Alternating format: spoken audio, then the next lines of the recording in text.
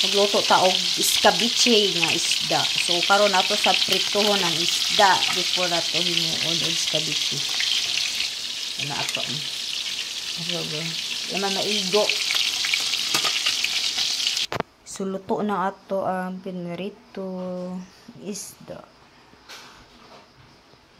Pinirito isda. So andam na ko lamas.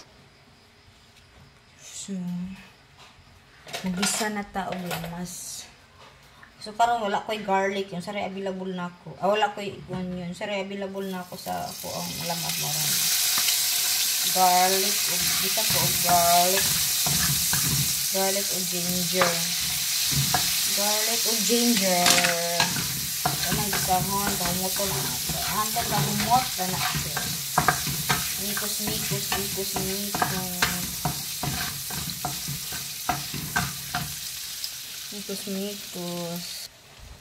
So, okay naman ang atong lamas, no? Humot-humot naman siya. Ito na lang kita ang tuyo.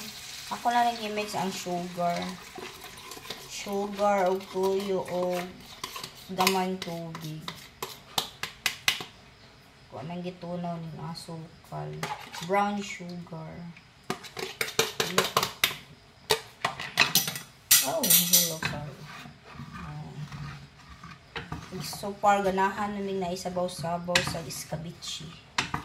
So, dugangan ko digaway o water. Kay lamian namin na isabaw-sabaw. Kulang lang ani kay suka. Mag-aday suka taud-taud pag mabukal. So, karon ato na butangan og suka. Kamay ra nga suka kay di ko ganag sour kaayo. Gamay lang nga suka para pod kuan. Masya mas gamay ba.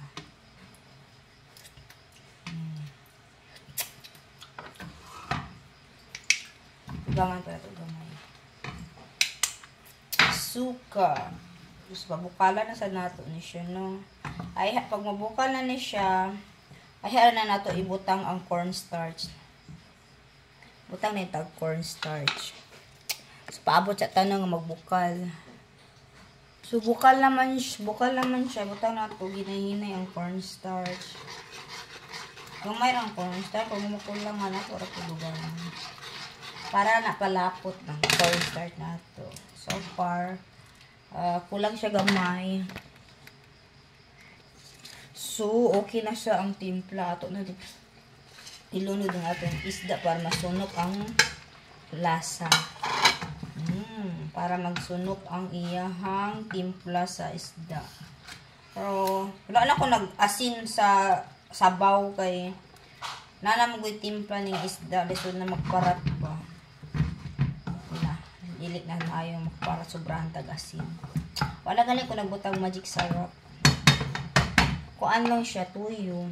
Wala ko nagbutang. Lapot na siya. Sticky na siya gamay. Tilawan na to. Sarap.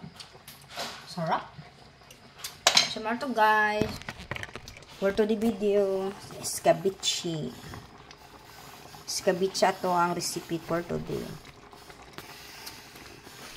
So, thank you for watching, guys. Thank you.